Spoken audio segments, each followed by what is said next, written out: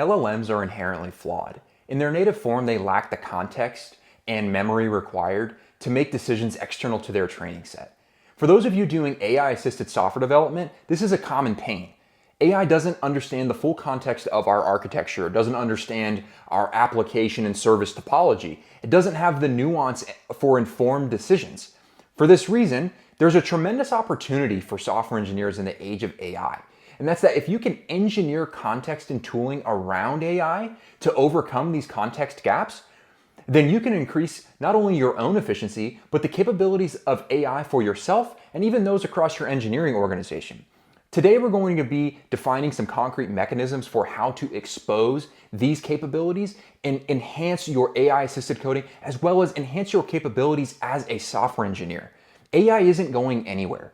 And so we need to embrace what it has to offer, understand what it does well, understand what it doesn't do well, make sure that it's a core capability in our tool set, but also make sure that we aren't sacrificing any rigor in our software development process. Before we get in too deep today, my assumption is that you are a proficient software engineer. If you do not classify yourself as a proficient software engineer, that is okay. Pause this video and go take the time to address those gaps. Because the most important thing in being a software engineer is understand what it takes and have the necessary abilities to develop software at scale. AI is only as good as its user. And so if you are not a proficient software developer and you want to use AI to develop software, then you're going to have some roadblocks. And so everything today is predicated on this understanding that you understand what it takes to develop software. And when you do, then it becomes just another part of your job in enabling the tools you use to develop software and handing it off to AI to be able to do the same thing. So to understand where we want to go with AI-assisted coding and this, what I'll call is modern software engineering, I think it's first to understand how we got here and what is it that engineers do. You start with an engineer. And this engineer, one of the things we know we do is write code. As well as writing code, we have architecture. So these are things like, are we using REST? Are we using event-driven patterns? Is it service-to-service communication? What are the contracts for our services? Any form of decision records, service topology, all the big things that go into the code we end up writing. So as well, we have decision history. So anytime we add a feature or we make some change in code, there can be decisions varying in scale.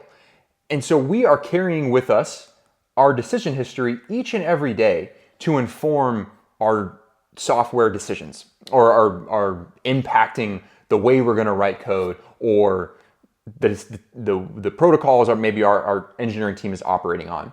And so it's very important that we are recording those, and oftentimes it's in our head and other times it's documented, but in some form we need to understand how did we get here? What are the nuances for why we're doing work the way we are?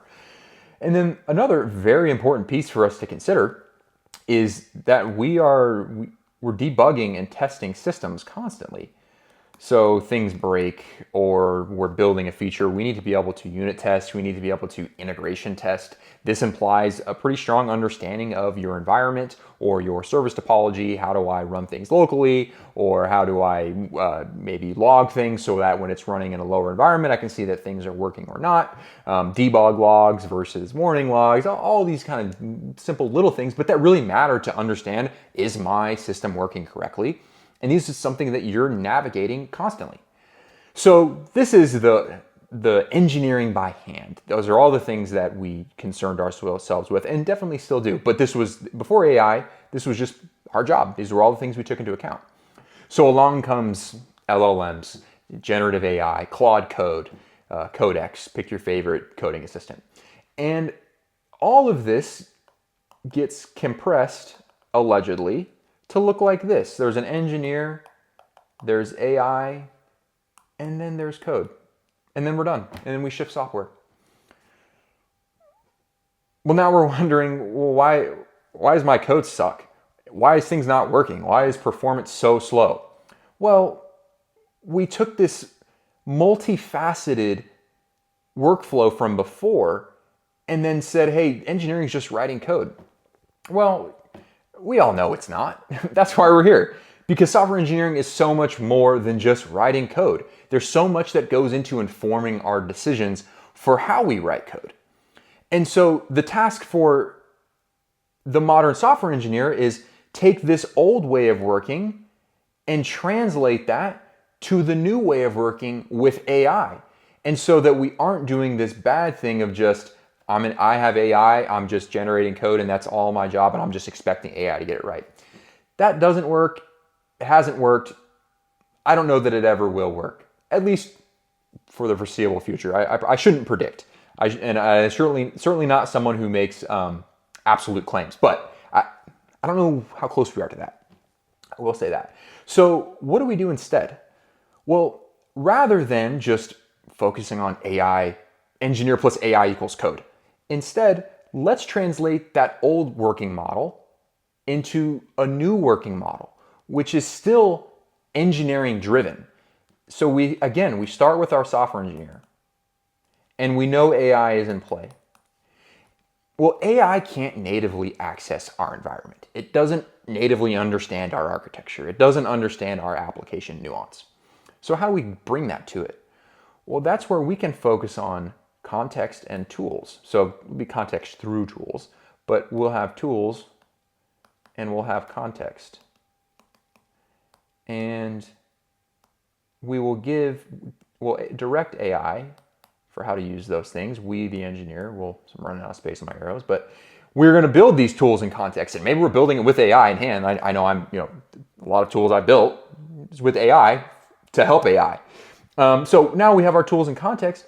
Now it's going to look a lot familiar. We're going to have architecture. We're going to have testing and debug skills or capabilities. We're going to have decision history.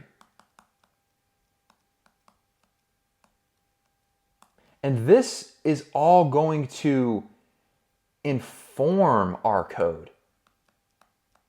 And then what we get out of all of this is we're going to have enhanced software delivery.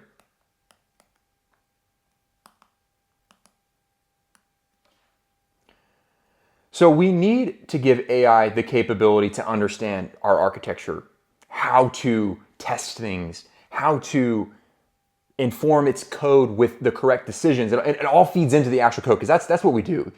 As software engineers, we deliver software. As far as I know, the only way to deliver software is to actually write code that is software. And so in order to create enhanced software, we need to unlock the capability for all the things we do ourselves as software engineer. AI needs access to all of those. So now let's make this concrete, and let's focus first on architecture, because I think what we'll find here is that there's a compounding effect between each of these capabilities. And first, if we're thinking about architecture, so let's assume that we have some existing services in place. We've implemented service A, B, and C that create a application as a whole, like some users or UI, maybe there's some microservices sitting behind this UI that help them achieve something. So when we want to implement a new feature, oftentimes we find ourselves looking across multiple services where we say, okay, if I want to pull this feature off, I need to make a change in service A, I need to tweak service B, and then maybe service C is fine. But either way, you need to understand that these are all the services in play, and this is what I have to do. AI doesn't natively have that capability. So how can we do that?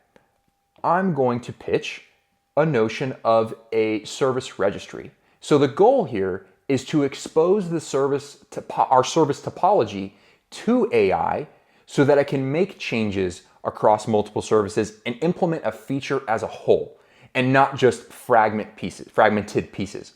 And so here, in order to expose our architecture, we'll come up with this concept of, say, it's we'll call it Service Registry MCP. And this MCP server we'll expose the core things that matter about this service at a high level, what it does. So that can be tooling around first just to understanding what is the service topology look like. So maybe the tool name is like list service topology. And you can expose, I'm not sure if I spelled that right, topology. And so then when the LLM says, you bring a feature in hand to AI saying, hey, this is what we're up to. Then it can hit this service topology tool via MCP and then be able to say, okay, great. I have services A, B, C. Service C depends on A. B does this thing. You're able to just expose, this is what's in play here. And then it's able to use that to then go discover further. And so then you can start to expose deeper capabilities per service. So first it understands, okay, what is each service and what does it do? And that's exposed via this listing the services topology. And then the next could be something like maybe you want to be able to say, what are the service contracts? Or maybe the protocol or the communication protocol. Is this REST? Is this, Kafka and we're streaming? Is this SQS? Whatever is gRPC. Pick your, whatever you're doing. It needs to be able to understand, how do I actually call this thing? And so maybe that is we have another tool called Git Communication Protocol. Okay, so now it understands how to invoke your service. Well, now it needs to know more details about that. So then we would want to expose the contract. So we could call this Git service contract. And this can be,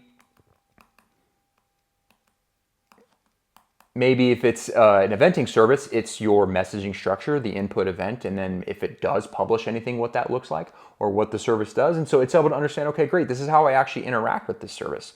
And then you might want to expose maybe it's a REST API and you want to expose Swagger docs or something of that nature. A little hand wavy on that, but we might want to just expose more details. And so we can expose some documentation. And a lot of times that documentation might just be descriptive info about what this thing does. So we could take this a lot deeper, but the idea here is that we can use the capabilities of MCP to expose what our services are, how they interact, and then take that as deep as we want or as shallow. And say we just want to expose a handful of things and then that's enough for this kind of architectural view via an AI agent. That's really up to you. But then you can standardize that across your services. So if you have service A, B, C, there's an expectation that they all are exposing this information.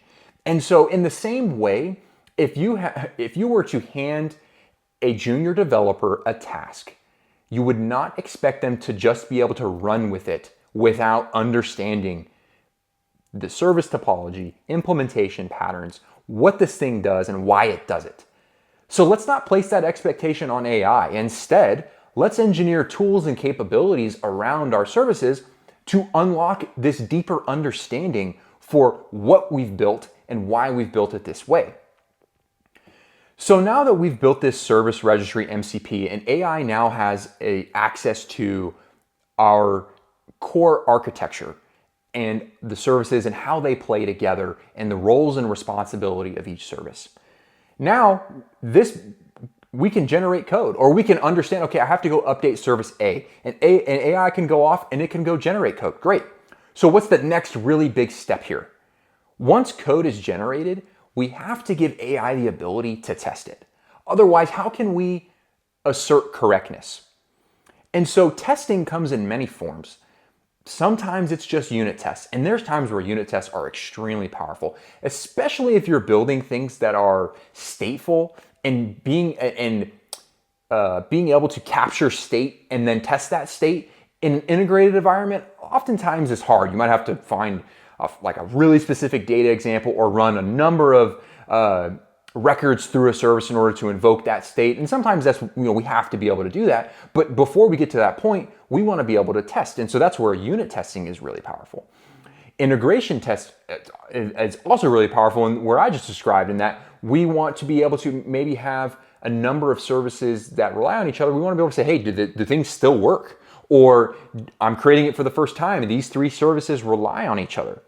Is it going to work like I'm expecting? So the next thing that really matters is that we define a capability and tools for AI to be able to test not just a single bit of code, but across multiple services. So we can get creative and think about, okay, how do you run your services locally? Take advantage of something like a Docker Compose, where you can define startup instructions to be able to run your services in an isolated environment. And maybe part of that Docker Compose or these startup instructions is you're running the services locally, and maybe you're putting some seed data in there, and then great, there's some behavior that AI can explicitly test. And so we want to be able to place these capabilities behind tools for AI to just simply invoke, to say, great, if you run these commands, you're going to have all the services up and running, and then you can now test them. And it knows how to test them because we just exposed this service registry. We gave it an understanding of our service topology, and then now it's done some work, it's written some code, and now it can actually run these tests. And so we've compounded its capabilities. And so we're building on each other. So as well with testing, the debugging. So that's access to things like logs. I'll heavily advocate for storing your logs somewhere that you can query. OpenSearch is common, OpenSearch, Elasticsearch. There's other ways you can do it, but somewhere you can actually go query against your logs at scale and not just go look through like container logs by hand. If they're in somewhere you can actually query, then that means AI can query it. So if you put structure around the way you log, and you have like correlation IDs across events, or you are saying, hey, this is the type of information we debug log, this is the type of information that we error log, well, then that is something that AI then can understand because you're being uniform across the board. So putting your logs in a place that AI can debug, query, to understand why are things not working or are they working is another core capability and tool we can provide AI to give it context to go deeper than just, hey, the code runs and it returns a 200 status code. We need more than that. We expect more out of ourselves as software engineers, so we need to expect more out of our AI-assisted capabilities. So the last one, and a really important one, is decision history. So why does decision history matter? When we build software as engineers, our software represents a culmination of all of the decisions and forks in the road we did or didn't take to lead to some implementation. If you do not provide AI with that decision history and that information for why certain forks were taken, it will never be in line with your thinking. It's always going to veer. And if it does, it's going to be just a flip of a coin. And so some mechanisms we can use for decision history is when you are using AI in your projects, incorporate AI in like a brainstorming phase or a planning phase, or even post-implementation, and record that history. Create a concrete artifact. It can be a markdown file, it can be text, it can be stored somewhere in the cloud. It's oftentimes easier if you put it in the repo, because if you're using something like a Claude Code, it's immediately going to have access to all that as context. And you can create those key architectural decisions or implementation decisions as just first class in your project. So anytime you start up a new coding session, you have all the information that got you here. Similarly, it's just great practice for any new developer or someone else trying to understand why was the code written the way it was. One of the most challenging things in software engineering is understanding, like, how did we get here? Like, why are you doing it this way? There's been so many times as an engineer, I've found myself looking at someone else's code and thought to myself, why in the heck would you do this? And then you go talk to them, or you learn a little bit like about why the context behind why you ended up here. And then you go, oh, and then you feel bad because you're like, dang, I was like really dogging you for what you did. But then like, I really get it. And so personal choices, anytime I read someone else's code, I try to just assume they knew what they were doing, because there often does tend to be trade-offs that the implementer understood that you don't. And so it's best not to pass judgment. But anyways, so in the same way we want to give AI the context about the decisions we're making, it then just becomes a really great byproduct of this is that then any new developer coming in and maybe picking up your project for the first time or understanding why was code written the way it was, they have that context. And AI is so much better at documenting, or I'd say creating documentation than engineers. You got to be careful and audit the documentation, because I've had some wild stuff that's been generated and you have to really be like that's just not true. So you need to make sure that you're governing that. But AI can be really great at calling out specific things in the code, why that was done, recording that. That saves you keystrokes. You still, again, you're the driver, you're the problem solver. The ability is on you to understand this is actually worth documenting. And so the last thing that to close this out is decision history and making sure you're storing concrete artifacts in your code base that AI can reference for future implementations or other developers can reference in their future implementations. So hopefully today highlights that there is so much value to be had as a software engineer in engineering capabilities around AI.